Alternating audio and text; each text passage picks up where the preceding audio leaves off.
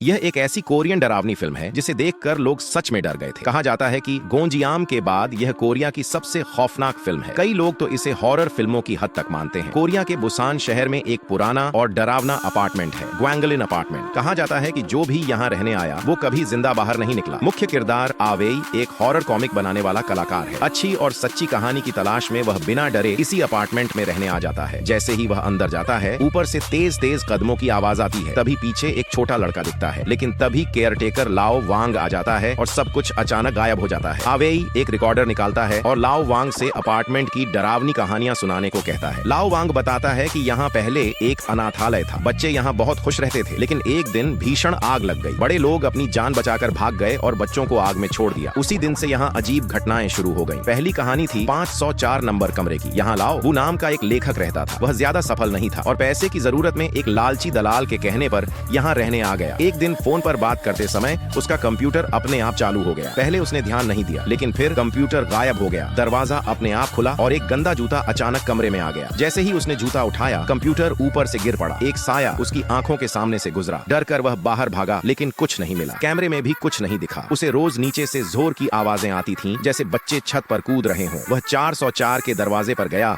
और वहाँ ढेर सारे बच्चों के जूते देखे। गुस्से में उसने सारे जूते फेंक दिए, लेकिन उसी रात वही जूते उसके कमरे में वापस आ गए। फिर वैसी ही तेज खटखटाहट हुई जैसी उसने दिन में की थी। झरोखे से देखा तो वह सन्न रह गया। कई बच्चे छत पर उछल कूद कर रहे थे। उसी रात के बाद लाओ वो हमेशा के लिए गायब हो गया। ये सुनकर आवेई डर तो गया, लेकिन उसकी कहानी और पक्की हो गई। उसकी प्रेमिका आजवान ने जांच की और लाओ वो सच में मौजूद था। अब लाओ वांग ने 907 नंबर कमरे की कहानी सुनाई। यहाँ आजियाओ नाम की लड़की रहती थी। एक दिन नहाने के बाद उसने रेडियो पर खबर सुनी कि एक आदमी ने अपनी पत्नी और बेटी को मार डाला। संयोग से उसका बॉयफ्रेंड भी शादीशुदा था। रात में आजियाओ की नींद खुली। उसका बॉयफ्रेंड नहीं उठा। तभी बाथरूम से अजीब आवाज आई। अंदर देखने पर डरावनी परछाई दिखी, लेकिन खोलने पर सिर्फ एक रिकॉर्डर मिला। अगले दिन बॉयफ्रेंड कमरे में था, लेकिन उसकी आवाज बाथरूम से आ रही थी। तभी पुलिस आई और सच सामने आया। उसका बॉयफ्रेंड ही हत्यारा था। आज याओ भागने की तैयारी करती है। बाथरूम में खून लगे कपड़े पड़े होते हैं। तभी दरवाजा खटखटता है। बाहर वही बॉयफ्रेंड खड़ा होता है। तो बाथरूम में कौन था? अगले ही पल पूरा कमरा खून से भर जाता है और बॉयफ्रेंड डरावनी मुस्कान देने लगता है। इसके बाद आवेई फिर से केयरटेकर के पास जाता है, लेकिन लाओ वांग गायब होता है। वहाँ एक आदमी छिपा मिलता है, वही लालची दलाल। उसकी कहानी और भी भयानक थी। उसकी मरी हुई पत्नी की गुड़िया, पानी की टंकी से निकलते हाथ और अचानक गायब होती चीजें।